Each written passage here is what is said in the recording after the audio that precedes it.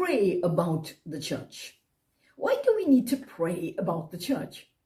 Martin Luther said something very interesting. He said, where God builds a church, the devil builds a chapel. What was he saying? You see, the church was never meant to be a monument. It was meant to be a movement. Jesus said this in Matthew 16:18, I will build my church and the gates of hell will not prevail against it. Jesus, we learn, is the founder and the builder of the church.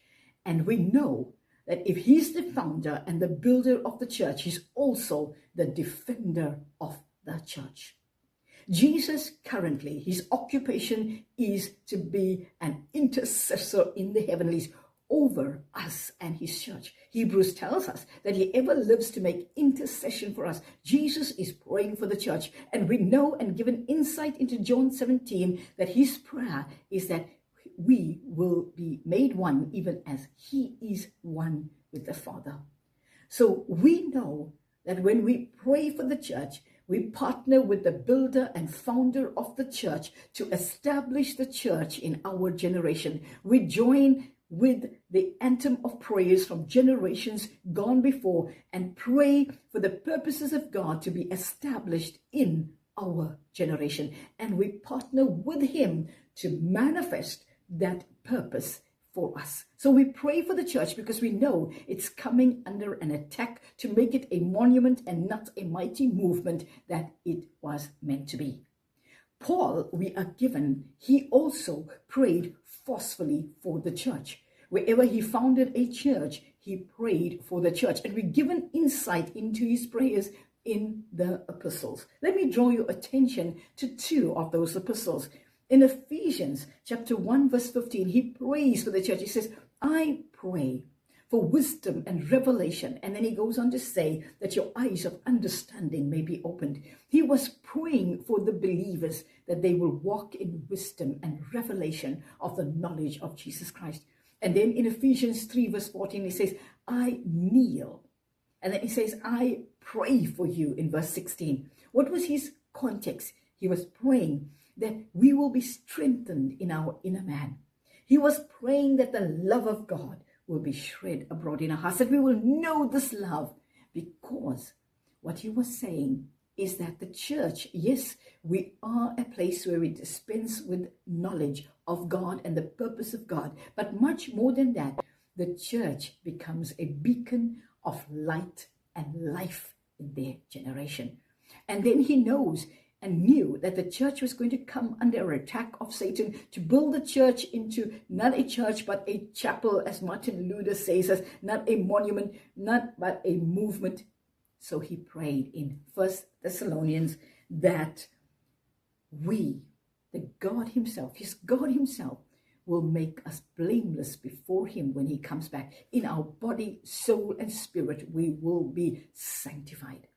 So you see, these are mighty prayers that the church will be right where they are, not under that attack and not defeated, but they will once again rise to be a beacon of love and light wherever they are. So how do we pray about the church? What do we pray about?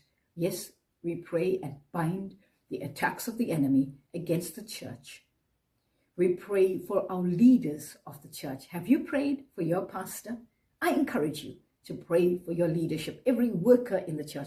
Pray also for every member of the church, and not just in your vicinity. Yes, it's important to pray for them, but also pray for the church worldwide.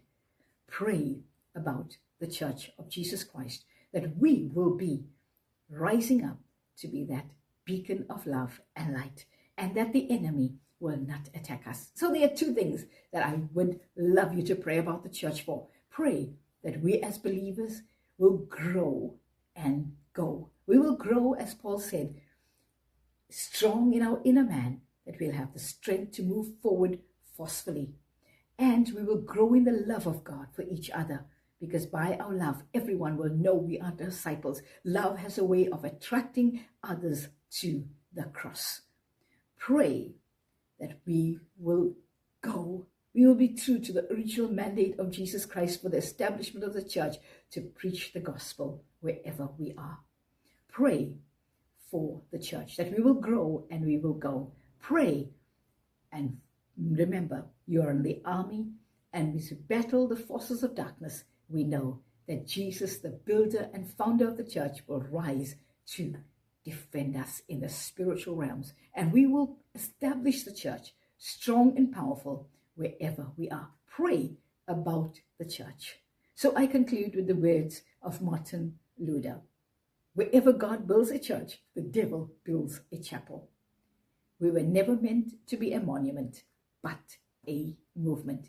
As we pray for the church, we know that the church will move forcefully forward. The church will march on victoriously, and we were so glad that we did our part of praying about the church.